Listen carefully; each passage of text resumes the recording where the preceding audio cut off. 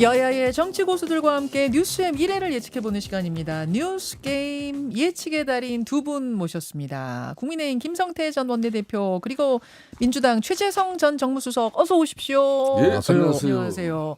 하루 만에 사전투표율이 20%를 넘겼어요. 사전투표 혹시 두 분 중에 하신 분 계십니까? 안 했습니다. 아직 안 하셨어요? 저는 오늘 저도 오늘 하려고. 김성태 의원님 저는 오늘도 시간이 좀 안 되세요. 같아요. 본날 본방송이 아니시 본투표 날 하도 본방 좋아하니까. 본투표 날 하시려고. 초반에 이 정도 분위기면은 최종 투표율은 어느 정도 될 걸로 예상하세요, 최수성님? 뭐 예년 수준 예년 수준 좀 예년 수준 될 것 같다. 75% 예년이면 이상. 77 제가 네. 찾아보니까 지난 대선이 77.1이었고 1 맞죠? 1이었고 그 전 대선이 77.2였어요. 그러니까 사전 투표라는 게 실시된 거는 19대부터니까 사전 투표가 시작된 다음부터는 좀 올랐어요. 77.2, 1, 뭐 2 요 정도로. 그 전에는 75%대였고. 김성태 의원님은 어떻게 그렇습니다. 예상하세요? 이번 같은 경우는 뭐 또 조기 대선입니다만은 지난 2022년 이제 문재인 대통령 당선 시 그때 이제 77.1%를 훨씬 뛰어넘을 것 같아요. 제가 볼 때는 80%대 초반대. 80이요? 예, 80 초반대까지 갈 수 있어요. 80까지 내다보십니까? 예, 그렇습니다. 어떤 이유로 보세요? 그만큼 이제 양 진영이 예, 그냥 예. 이렇게 국가의 미래를 위해서 국민들이 크게 고민하고 예. 또 자신의 한 표의 그 소중함을 어떤 경우든 자기가 행사해야 되겠다는 그 의지가 대단해요. 그러니까 국민의힘 김문수 후보를 심판하든지 이재명 민주당 후보를 청산시키든지 난 양당 간에 내가 이 한 표로서 내가 꼭 행사하겠다. 그런 결의. 그러니까 뭐 이게 대선은 대통령 선거는 내일 아니야 뭐 이런 식으로 국회의원 선거 뭐 이런 식으로 그런 방관자가 없어졌다는 거죠. 어허. 이거는 상당히 이제 서구권이나 이제 미국 특히 영국 네. 같은 경우도 이렇게 선거가 치열하게 붙으면은 이렇게 투표율이 높아지면서 문제는 진영 간의 모든 뭐 세력들이 다 결집돼서 80이 넘어갈 것 같다. 그리고 이번 선거는 네. 특히 중요한 게 예. 흔히 말하는 중도 무당층이라는 게 많이 없어졌어요. 전보다. 이 뭐 개표 이제 여론조사 공표가 금지되어 있지만 예. 막판에는 한 9%, 뭐 8%대까지 다 떨어졌잖아요. 어허, 맞아요. 여론조사 네, 발표된 것들 보면 최수영님. 뭐 이렇게 저는 80% 넘기는 어렵다 이렇게 보고요. 이게 이제 사전 투표라는 게 그동안 도입된 이후의 추이를 쭉 보면 네. 사전 투표율이 쭉 올라가거든요. 네. 그리고 지난 대선 그다음에 작년 총선을 기점으로 본 투표율이 줄어들잖아요. 사전 투표가 높아지면 본 투표가 또 그만큼 줄어들어서 당연합니다. 총계는 같아진다. 그래서 이게 굉장히 편리하거든요. 예. 사전 투표가. 그리고 이틀에 걸쳐서 하잖아요. 그렇죠. 그래서 이게 높아지고 네. 이러면서 투표율을 높인 것이 그동안이고 뭐 한계효용 체감이라 그래야 되나?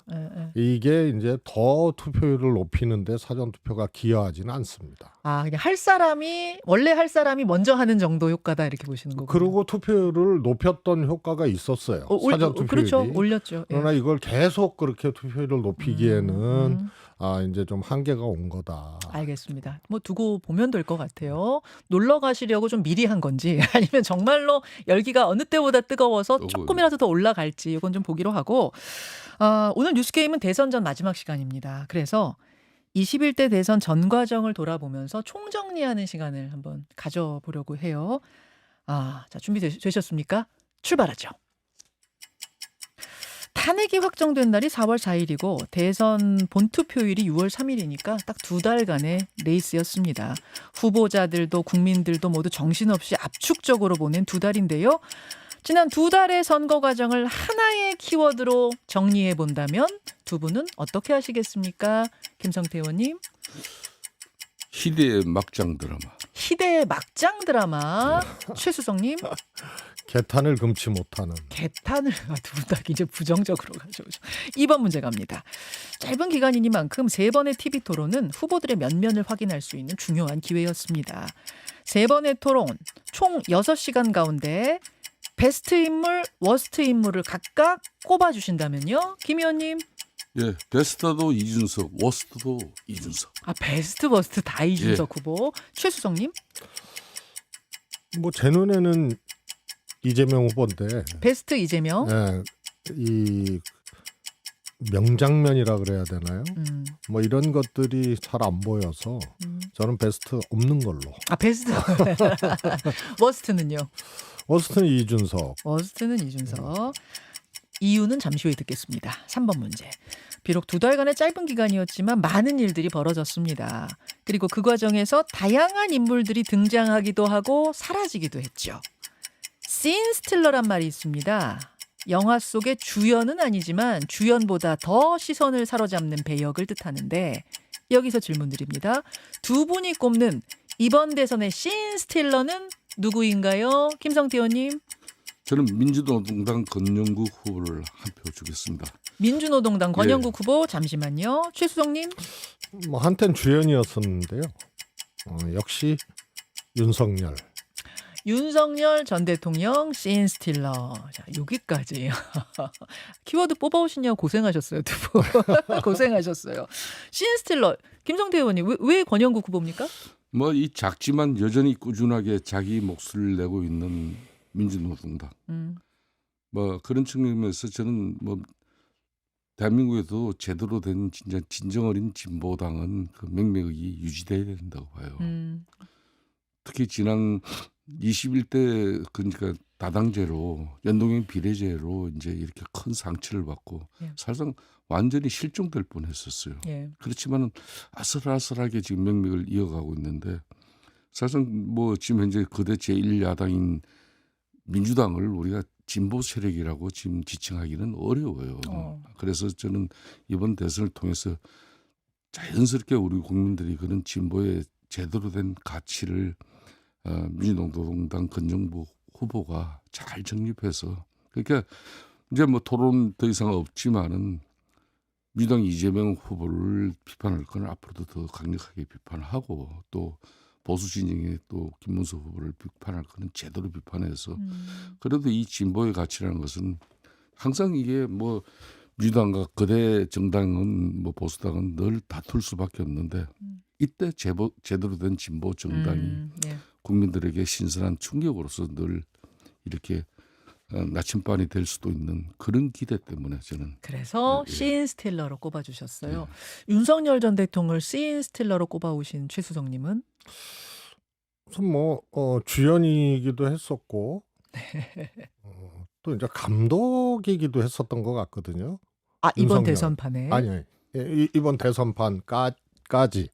왜냐면 뭐 대통령이었고 지난 대선의 후보였고 또 계엄 일으켰고 그러다가 본인이 탄핵된 후에도 뭔가 이렇게 감독 역할을 하는 것 같은 이제 느낌을 지울 수가 없었잖아요. 특히 경선 과정 말씀하시는 거죠. 그리고 뒤에 이제 한독수 전 총리로 후보 바꿔치기 할 때도 그림자가 어른거렸고 그러다가 뭐 탈당하고 그리고 영화관에서 부정선거 영화 보다가 졸기도 하고 그래서 그건 굉장히 인상 깊은 장면이었고 시선을 사로잡는 조연으로 주연 감독에서 조연으로 된 건데 아주 이 기점마다 아주 시선을 강탈하는 그런 역할을 했죠. 듣고 보니까 설명이 그럴듯하네요.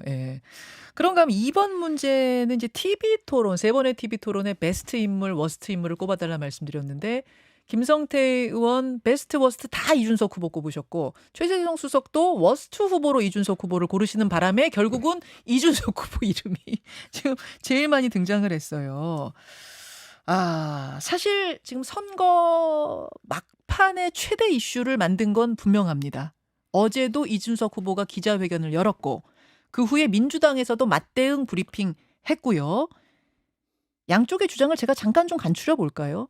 어제 기자회견과 브리핑 그 양쪽 내용을 추려보면 이렇습니다. 이준석 후보는 이재명 후보자 가족에 대한 검증을 위한 질문이었다. 그럼에도 표현에 불편을 느낀 국민들께는 사과드린다. 하지만 공중파 토론회에서 소개한 게 적절했느냐와의 문제와는 별개로 그런 댓글을 쓴 아들에 대한 검증은 필요하지 않았느냐. 나는 그래서 제기했다. 이제 이런 취지로 주장을 했습니다. 이에 대해서 민주당은 이준석 후보 주장은 사실과 허위를 교묘하게 섞어서 얘기하고 있다. 이재명 후보 아들의 댓글은 여성 신체가 아니라 남성에 대한 거였다. 허위 사실로 고발하겠다. 그리고 이 아들은 이미 500만 원 벌금형을 확정받고 이제 죗값을 치렀고 이재명 후보도 지난 대선에 이 부분에 대해서 사과하지 않았느냐. 이런 입장, 이런 취지의 내용들을 각각 내놨습니다. 어떻게 생각하세요? 어떤 분 먼저 말씀하시겠어요? 김성태 의원. 마지막 3차 토론에서의 발언은 많은 국민들에게 충격과 상처를 줬지만은 또 그로 인해서 이제 많은 유권자들이 이재명 후보와 그 가족들의 덴데미에 대해서 다시 한번 그 실체를 확인하는 그런 계기가 되었다. 그렇게 저는 보고 있습니다. 그러니까 이준석 후보가 이재명 후보 아들의 그 해모성 그 발언을 옮기는 과정에서 그 내용 자체가 워낙 또 충격적인 수준입니다. 그렇지만은 그 부분이 더 정제되지 못한 부분은 대단히 이제 유감스럽게 생각하지만 정작 이 문제에 대해서 국민 앞에 이제 그런 고개 숙여서 석고대죄해야 될 사람은 그럼 누구인가 저는 그걸 고민했어요. 그러니까 가령 한밤중에 도둑놈이 남의 집을 담장을 넘어서 이렇게 넘어가는데 그래서 이제 도둑놈 잡으라고 이렇게 소리를 쳤더니 남들 다 평안히 잠자고 있는데 왜 시끄럽게 다 깨우고 있냐 이런 식으로 타박하는 것은 아니지 않느냐 그런 꼴이 지금 돼 있다 이렇게 생각해요. 그래서 이재명 후보와 민주당이 여전히 이 사안의 본질 자체에 대해서도 이제 의도적으로 이걸 항구하거나 또 회피한 채 본질을 이제 호도하면서 뭐 인석 후보 제가 앞에 문제는 지적은 했지만은 뭐 이 친구의 정치 생명을 끊는데 뭐 모든 걸 다 지금 이제 걸고 있는 그런 모습은 저는 성인지 감수성이 부족했던 부분에 대해서는 인석 지금 후보가 사과해야 될 부분이 분명히 많지만은 본질적으로 그 문제의 본질을 밝히고 더 크게 국민들에게 이제 사과하고 또 미안해해야 될 부분은 반드시 이재명 후보다. 왜? 한 가정의 합을 이렇게 이루고 또 이재명 후보 같은 경우는 또 참 오래 전부터 많은 국민들에게 참 큰 상처를 줬던 본인의 또 어떤 그런 입장도 있었고 이번에 아들 이야기까지 나오니까 저렇게 가정에 제대로 합도 이루지 못하면서 이 대선이 끝나면 제일 큰 하도가 국민 통합인데 그러니까 국가의 불확실성 제거하면서 국민 통합을 통해서 다시 대한민국은 전진해야 되는데 그런 측면에서 아무래도 뭐 이재명 후보 입장에서는 상당히 각오와 또 마음가짐을 이번 선거를 통해서 또 분명히 국민들에게 잘못된 것은 잘못된 대로 또 앞으로 자기가 이런 부분에 대해서 두 번 다시 사생활이지만은 가정의 영역이지만은 뭐 최선을 다하겠다는 그런 최소한의 입장이라도 나와야죠. 알겠습니다. 최재성 수석님. 이 사안의 본질은 대통령 후보로 나오고 현재 국회의원인 이준석 후보가 생방송으로 진행된 대선 후보 토론회에서 혐오스러운 표현을 직접 하고 그리고 두 번째로 당사자라고 할 수 있는 그 아버지죠. 이재명 후보를 향한 질문이 아니고 권영국 후보를 끌어들여서 제3자에게 그것을 묻고 그리고 저는 주목할 것이 당시에 예. 이준석 후보의 표정이었어요. 그 표현을 하고 권영국 후보에게 질문을 하면서 본인이 인상을 찌그렸거든요. 그래서 그건 뭐 명령기라고 볼 수가 있는데 본인이 그 표현하면서 본인이 인상을 찌그렸어요. 그래서 이거는 의도적으로 혐오를 사실 한 것이다. 그래서 이게 대선 후보로서 자격이 있느냐의 문제까지 볼 수 있는 거거든요. 그런데 이제 득달같이 또 국민의힘에서는 이재명 후보 뭐 가족 검증한다고 또 뭐 대책위원회 뭐 만들고 예, 예. 막 이래서 이제 사실은 본질이 호도된 거거든요. 그래서 이거는 제가 보기엔 두고두고 남을 아주 그냥 인상 깊은 장면이자 혐오스러운 장면이죠. 이 부분에 대해서는 이준석 후보가 그날 한 발언 자체가 허위 사실이다. 이게 이제 민주당 입장인 거죠, 지금. 그러니까 허위를 섞은 거죠. 사실과 현실, 예. 사실과 허위를 교묘하게 섞었다. 이렇게 브리핑을 예. 하셨네요. 알겠습니다. 자, 이렇게 첨예하게 이슈가 갈라져 있는 상황에서, 입장이 갈라져 있는 상황에서 과연 이 이슈가 누구에게 유리하고 누구에게 불리하게 작용할 것인가, 영향력에 관한 부분이에요. 후보자 캠프마다 생각이 다 다르더라고요. 제가 어제 쭉 발언 나온 것들을 좀 조사해 보니까 민주당의 우상호 선대위원장은 이준석 후보의 자살골이다. 꼬리표가 계속 따라다닐 거다 이러셨고, 개혁신당의 천하람 선대위원장은 민주당의 집단 린치가 역풍 맞을 거다 이렇게 얘기를 했고요. 국민의힘의 김재원 대선 후보 비서실장은 중간에 있는 이제 김문수 후보가 결국 덕을 보게 됐다 이렇게 얘기를 했습니다. 각자가 다 유리하게 작용할 거다라고 보고 있던데 최수홍님 어떻게 보세요? 어떻게 영향을 줄 거로 보세요? 저는 이준석 후보의 그 발언, 그 장면, 이것이 이준석 후보가 정치를 하는 한은 평생 따라다닐 거예요. 그래서 이준석 후보에게 굉장히 큰 장벽이 하나 이제 스스로 만든 장벽이 하나 생긴 거고요. 정치인으로서 활약을 할 거예요. 이준석 후보가. 그러나 일종의 이제 대선 국가의 지도자 이렇게까지 가는 데에는 그 비등점은 형성되지 못할 것이다. 이 발언으로 어떤 한계가 지워져 버렸다 이렇게 보시는 거예요? 그렇습니다. 그런 거고요. 이번 대선 과정에서 그것이 유불리를 후보자별로 이렇게 따지다 보면 유불리 없다. 그냥 쌤쌤이다.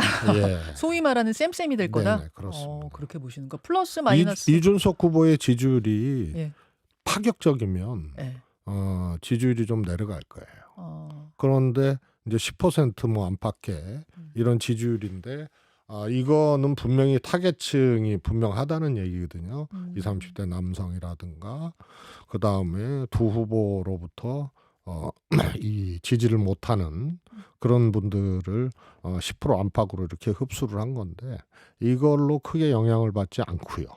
지지율이 높지 않기 때문에. 그리고 양 후보도 마찬가지로 유불리하지 않다.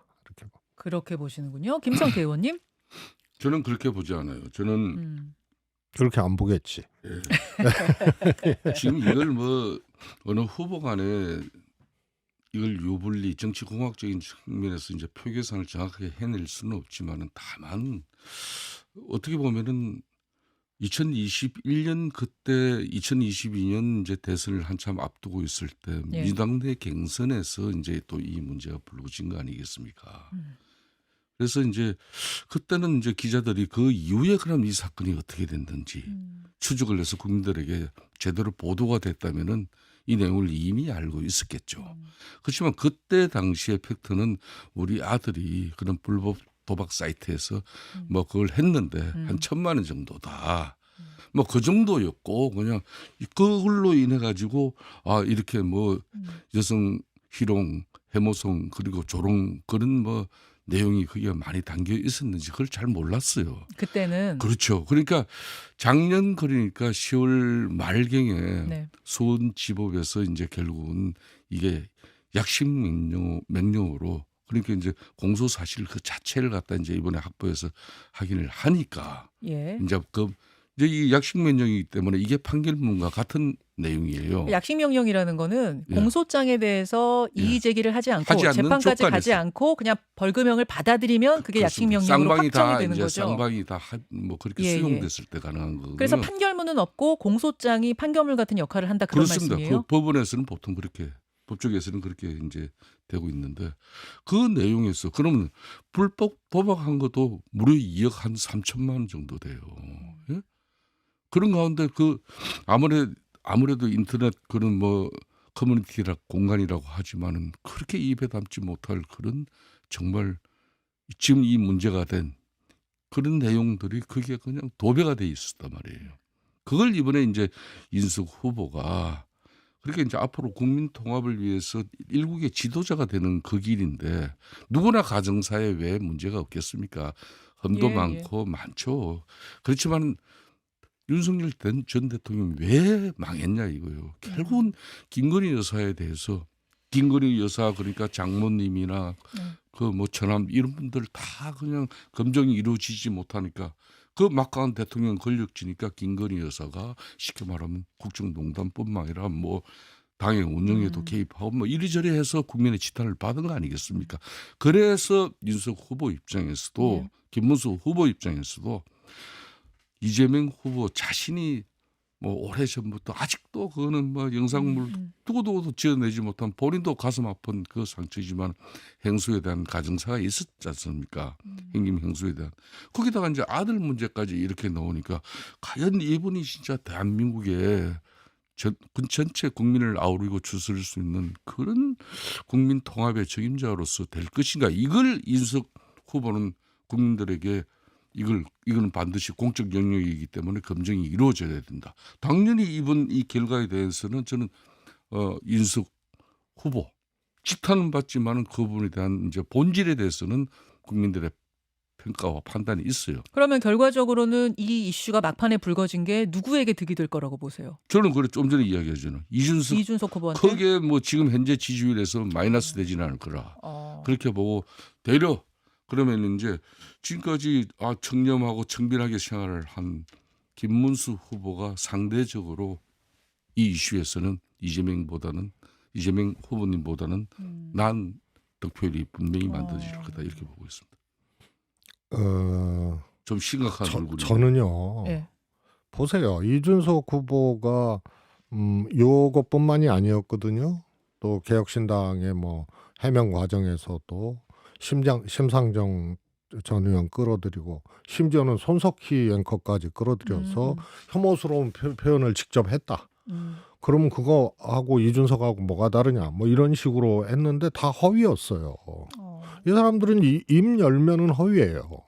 그래서 이게 좀 심각한 젊은 정치인이구나 이런 것을 다시 한번 느낄 수 있었고요. 그렇게 했던 의도는 뭐냐면 이것뿐만이 아니에요. 뭐 고등학생인가요? 학생이 혐오스러운 표현을 했는데 이재명 대표하고 연결되는 그래서 이게 원인이 이런 사회적인 분위기도 이재명 대표의 과거 발언 이렇게 소환을 하는 거거든요. 목적이 그거예요. 그런데 아시다시피 그거는 이재명 대표가 한 표현이 말이 아니고 이재명 대표의 돌아가신 이제 형님이 친어머니한테 했던 표현을 화가 나서 이제 했던 건데 그래서 저작권자가 이재명 대표가 아니에요. 그 표현은. 하여튼 그래서 결국은 혐오스럽게 이재명 대표의 그것을 다시 소환하려는 목적이 있는 건데요. 너무 간교하죠. 알겠습니다. 그 손석희 앵커와 심상정 전 대표에 관한 발언은 이준석 후보가 어제 한 건가요? 아니 이제 해명 과정에서 개혁신당 측 인사가 그 부분에 대해서는 지금 제가 정확히 인지하지 못해서 나중에 좀 찾아보도록 하고요. 하여튼 최수성님은 허위들을 지금 너무 많이 말하고 있다 그런 말씀 그런 거예요. 홍준표 후보의 무슨 지금 현재 이번 대선 공헌을 통해서 국민들이 분명히 판단을 합니다.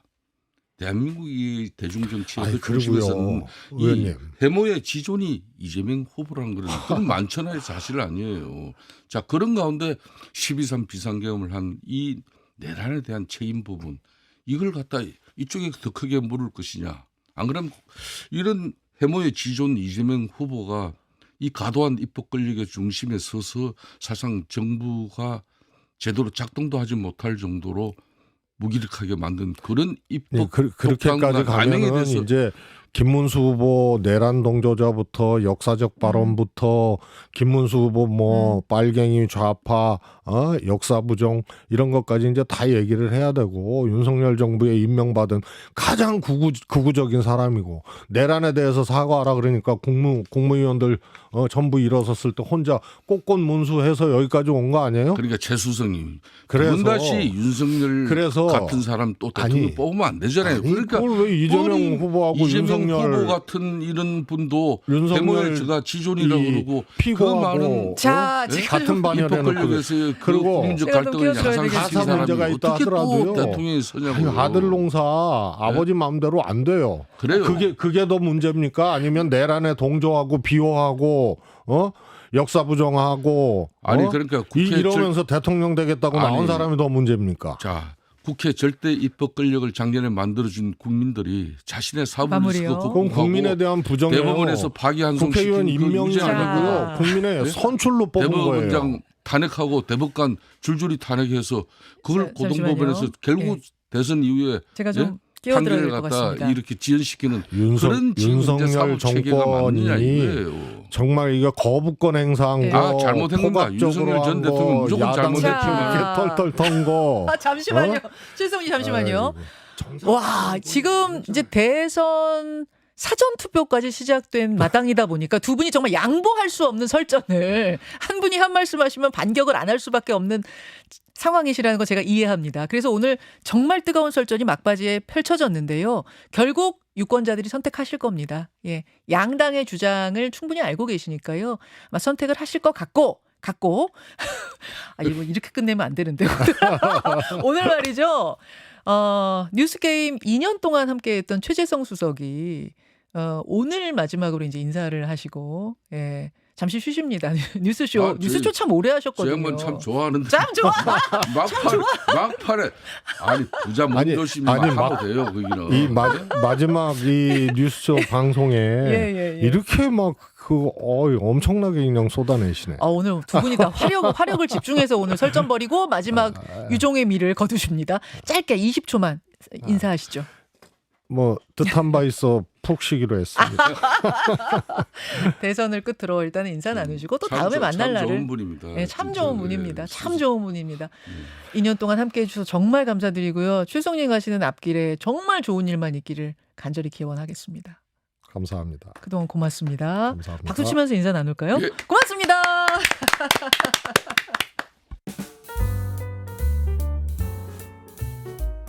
김현정의 뉴스쇼는 시청자 여러분의 참여를 기다립니다. 구독과 좋아요, 댓글 잊지 않으셨죠? 알림 설정을 해두시면 평일 아침 7시 10분 실시간 라이브도 참여하실 수 있습니다.